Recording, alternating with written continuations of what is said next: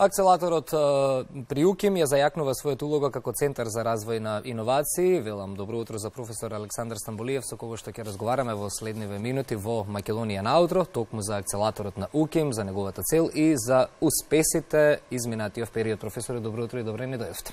Добро утро, Вана, и добро утро до публиката на Македонската радиотелевизија. Ајде малку вовед, кога е основан акселаторот на УКИМ и со која цел?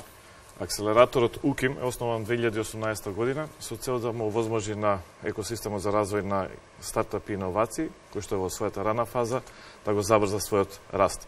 Ние сме уникатни во својата содружничка структура, бидејќи успеавме да го премениме токму трипл хеликсот во нашата структура. Односно имаме представница на академската заедница, тоа е Универзитетот Свети Кирил и Методи, представници на бизнис секторот кои што имаат специјално за управување со инвестициско портфолио и развој на бизнисот, како што се РСВ Македонија, развојната фондација Кримсон и фондацијата професор доктор Димитар Стамболиев. Ова беше препознаено од страна на државата и преку инструментот на Фондот за иновации и технолошки развој добивме конфинансиран грант токму за развој на екосистемот за стартапи и иноватори. Така. Ајде малку и повеќе да објасниме околу самата функција, не само целта. Да навлеземе во суштината на вашата работа.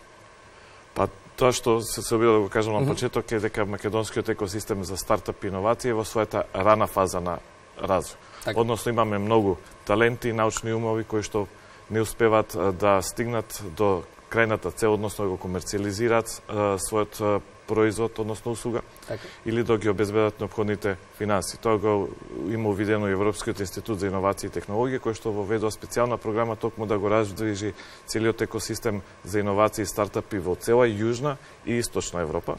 Особено сме горди што изминативе 2 години во финалето на нивната успешна програма Jumpstarter, 2 компании од Македонија од вкупно 42 стигна до финалето, 2 години поред. Така.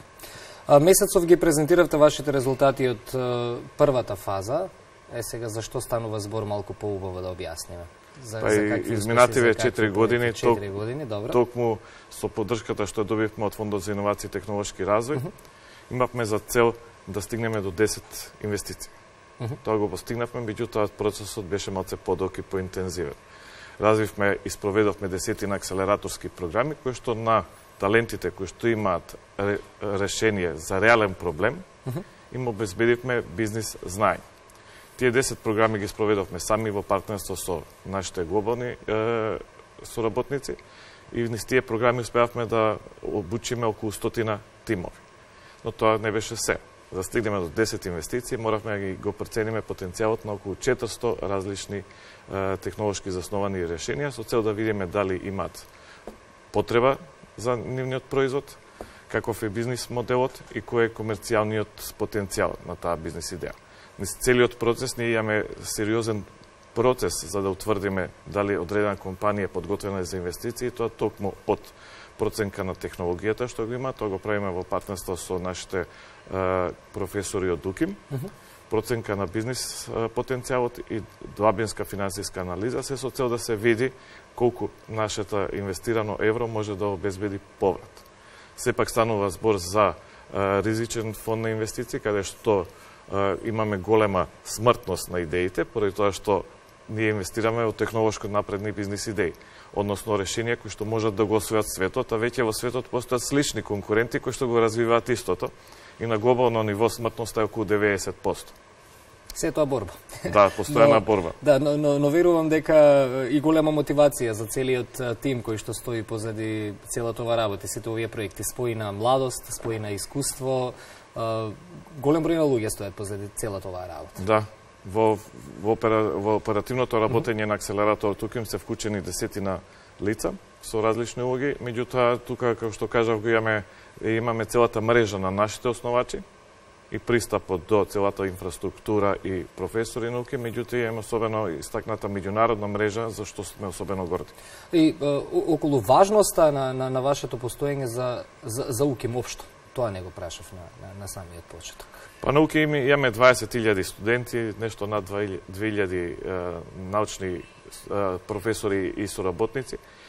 И очекувавме и се уште очекуваме и тоа го имаме токму во нашето портфолио дека добар дел од нив имаат сериозни технолошки решенија. Така. Тоа значи дека допрва ви следува уште работа и уште нови проекти. Да, предпоставувам. Каков е планот за во последната фаза со цел да обезбедиме подобар пристап до европскиот пазар? Од оваа година и во наредните 3 години сме секретаријат на Европскиот институт за иновации и технологии. Тоа е тело на Европската унија кое што возможува пристап до 9 индустрии, каде што ги имаме индустријата, научно-истражувачките центри и експертите. Гледајќи потребата и интересот кај инвеститорите во Македонија за вложување во ризични фондови, во оваа година сакаме да го основиме и следниот фонд, кој што ќе стане оперативен при крај на годината со вредност од околу 3 милиони евро. Тоа го видовме токму и минатата година, каде што со комплементарни инвеститори инвестиравме во 4 идеи кои што беа во рана фаза и успеавме да го освоиме Гинисовиот рекорд за најдолго презентирање на бизнис идеи.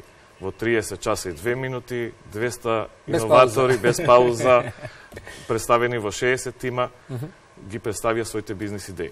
Така.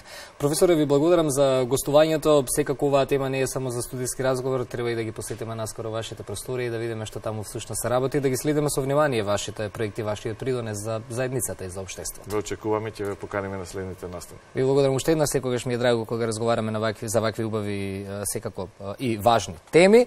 Останувате, драги мои, на јавниот сервис, еве дел од нашата програмска понуда.